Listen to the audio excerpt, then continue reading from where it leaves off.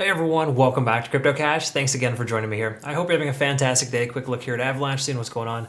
This coin is exuding some good and bad behaviors. Most coins are doing that right now. The reason why I think it's positive is just because we have this nice little uptrend that Bitcoin has since showing that it's slightly bullish. If that maintains itself, then I think AVAX could recover. We've also got some interesting stuff here where we've got a tentative candlestick pattern here, basically based on the Elliott Wave, where we have larger time frame 1, 2, 3, 4, looking for a 5. Another that's already kind of shown us our 1 through 5 ABC. So both scenarios are good because the fact that we should essentially see a higher high here, and if the price continues higher here, we will essentially continue our 1, 2, 3, 4, 5. So again, keep in mind, just because an Elliott Wave finishes doesn't mean a new one just instantly starts. But for the most part, that's kind of how it's supposed to work. Generally speaking, that's kind of the concept. So anyway, if you're new to the channel, not a financial advisor, I love teaching people to trade.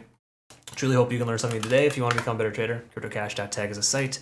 Link down below. Congrats again to our community members here for some awesome scalps. Last 24 hours, Cardano, Solana, Matic, XRP, Matic, Solana. Some nice little ins and outs there for our day traders and of course our swing traders. 50% on a chain link trade, 33% on a secondary chain link trade from a couple weeks ago. And then a Matic, we took a nice little short last night, 2 hours to hit 15%. So that's pretty solid little short.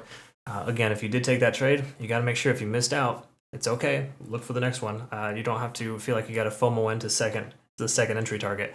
If the trade hits its targets, you got to consider waiting till the next one, just because you don't want to get in, when it's too late, essentially. Because there is invalidations a lot of times when the profit targets have already been achieved, because we move our stop loss to break even after taking 60, 70, 80% profit on the first. Again, different strategies for different folks. Make sure you read through our signals guide if you're not familiar with that. Avalanche, what are we looking at here on the daily? Let's look at this here first, the backend data. Tons and tons of liquidation at $37 to $38. Okay, same thing as well for 32. Okay, so I'm just giving you some round numbers here, but 37 to 38 and down as low as $32, we see some heavy concentrations of liquidation. These are important to recognize just because these are kind of the targets for the whales. They like to destroy people's lives and just have a good time while making tons and tons of money. Right now, again, it's just the way it goes. We can't really get upset with it. We got to try to just understand what they're going to be looking for, and these are kind of some areas of opportunity. We are technically close to this $32 mark, so we could very well see a sweep there.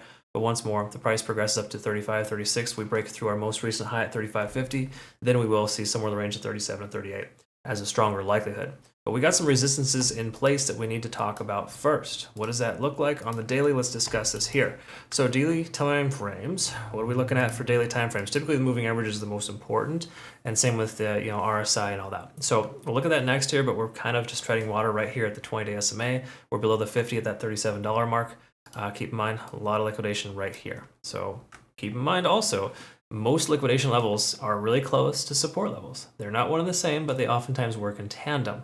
So that is why we see 37.50 right there at the SMA as a potential, and right down here as low as $30 is that liquidation between 30 and 32. So again, a lot of reasons the price could continue lower, but let's see if there's anything else telling us it won't. We're getting rejected by 50 on the RSI, not a great sign. Stochastic RSI swinging down. Money flow index is in a good shape, but with MACD converging here too, we're getting some false positives. But generally speaking, without breaking through this level here at about 36.50, we still have potential for pullback. Okay, so the important thing here is that we closed yesterday above $32.70, and I think that's an important level. So that you can see that working as a Fibonacci retracement level and a lot of wicks down to that price point. So to me, right here at about 33.50, I would say that's probably a good place to close above to give us some indication that we're on the right side of tracks.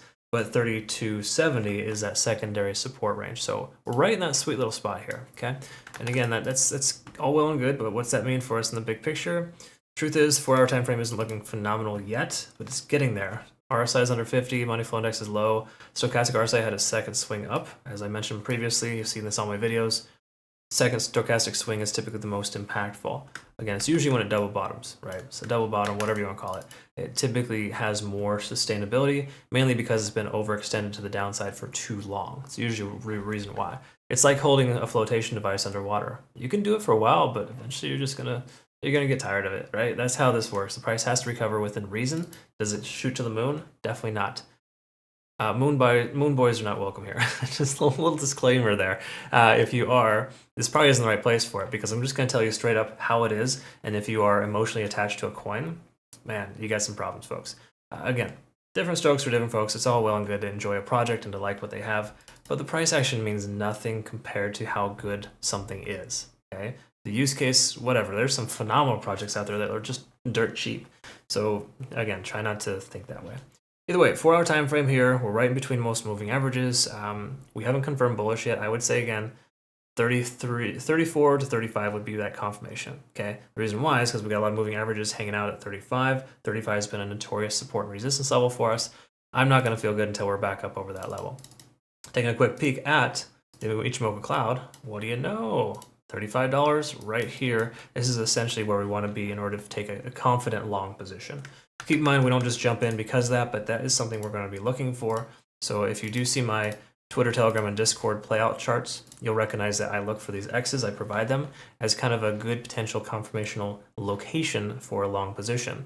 This doesn't imply that you just take a short trade there or something funky. You don't even just jump into a long. Honestly, you want to verify and reanalyze before you jump in, according to your risk tolerance, mind you. And if you do that, then you'll be in much better shape. Between here and there, we got too many resistances that I do not like to see.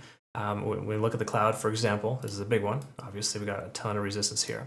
Price could reject out. Conversion lines below the baseline, implying we still have momentum to the downside. Lagging spans intersecting with the price action, telling us you should close your short position for profit. So, what are your thoughts here? If you need to close your short position in profit, do you instantly open a long? Pop quiz. Give you a couple seconds. The answer is no. You don't do that. Just because I say it's going to go one way doesn't mean you instantly go the other way, because we don't validate that one thing, right?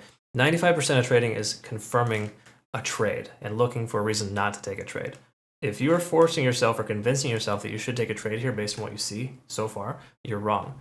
While the price should go up to this level, it may not, and if it doesn't, you're better off missing out on a bad opportunity than missing a good opportunity, okay? Again, try to retrain your brain here, folks. This is not something you want to mess around with. If you want to be financially stable when trading, you have to understand that risk tolerance is the most important. Those are things I teach in my trading university. If you're part of that, please, please, please watch those. Chapter 8, I cover that a lot. And just, proper mindset. Okay, if you're upset, don't trade. Revenge trading sucks. It is rarely successful. Either way, that's kind of where we're at there. Very last important detail here, no KYC, no VPN exchange. Make sure you check this out. I get tons of good feedback from my community based on this exchange. They've been awesome to us, and I deeply appreciate it. Thank you, Bitunix, for a great opportunity. Hope you all have a fantastic rest of your day. There's not much else we can really look at here. Again, you want to become a better trader, cryptocash.tech is the site. Link down below. You can have access to some of these trade signals here. It's really a lot of fun. Have a good rest of your day. Thanks again for your time. We'll see you in the next one. Take care.